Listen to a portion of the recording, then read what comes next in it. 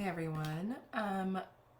I was reading that thread about who's starting a practice soon, and I loved one of the comments that someone's going to start sometime like mid to end of next year, and they're thinking about the things they can do now to prepare for that later. And it got me thinking about what are some of the things that you can do ahead of time that help you prepare for launching your private practice, even if you're 6 months or a year out.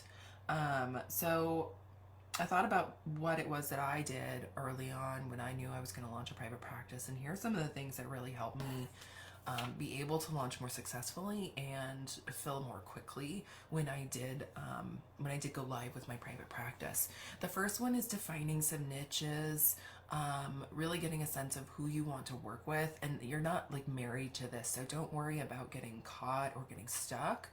But it's really useful to start honing in on who those people are. In fact, the challenge that's coming up, um, I'll be announcing soon. I'll have a sign up for that soon. We're actually going to have a portion of one of the challenges is going to be all about choosing your niche or defining your niche and how to narrow it down. So, that's one of the first things that you can do is really start defining who the people are you're going to serve and who those niches are that you really want to work with. And then start drafting. So the next thing you can do is start drafting some content, so start writing. It can be talking to a note on your phone when you have ideas about things you might want to write on your website or stuff you might want to put in a Psych Today profile. So you can start drafting that content now and just getting some rough stuff down on paper as you're inspired, and that will give you a bank of things that you can use later.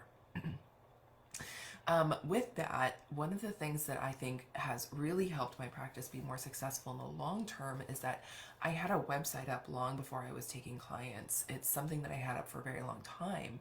I had it early in my internships when I was a private practice intern, and then I kept the website live, just changing some of the elements. But what it did is it gave me a long track record with Google that I was relevant to mental health and therapy. And so even just putting up a one-page website with a domain name, maybe that domain name is just really simple, it's your name, or something like that, because you can change it later. Like you can get a different domain name when you launch your private practice and redirect it.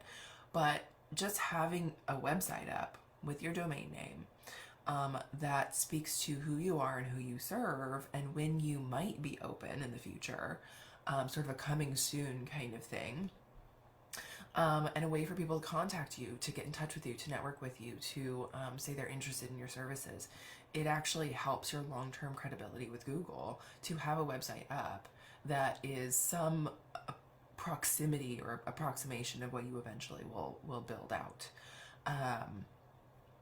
The next piece is start networking. If you plan on launching a private practice within the next 6 months to a year, you can actually start connecting with people now. Start building a referral base. You are probably going to encounter people that you need to refer out as you get ready and as you bring in clients. And so starting the networking now actually can create some traction for when people do come across your clients. When you are taking clients, you can update them. And when you are accepting clients, you can go ahead and reach out to everybody that you've connected with and say, "Oh, here I am. I remember we chatted. I'm open. My doors are open." And so it's a way to connect with them multiple times over time and establish a good referral network base. The last thing I'm going to say today is create a bank account. So it doesn't have to be a business bank account for you to just set aside funds. Create a checking account that is going to be dedicated to the startup of your business and start socking away some money in there. That does two things. It's a dedicated place for you to put away some money to invest in your business, and it's gonna make keeping track of your business expenses and your startup expenses way easier in the long run, because you'll already have them in one place, and so it'll be easy to identify the transactions that are business related, and be able to track them when it comes to tax time, and you can write that off. If you have any other questions about getting started in your private practice, whether you're starting soon or starting in the future, let me know.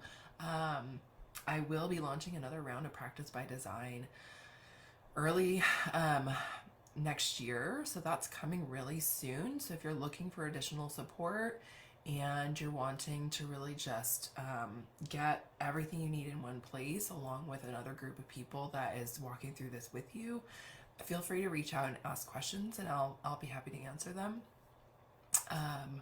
Yeah, that's it for today. Bye, everyone.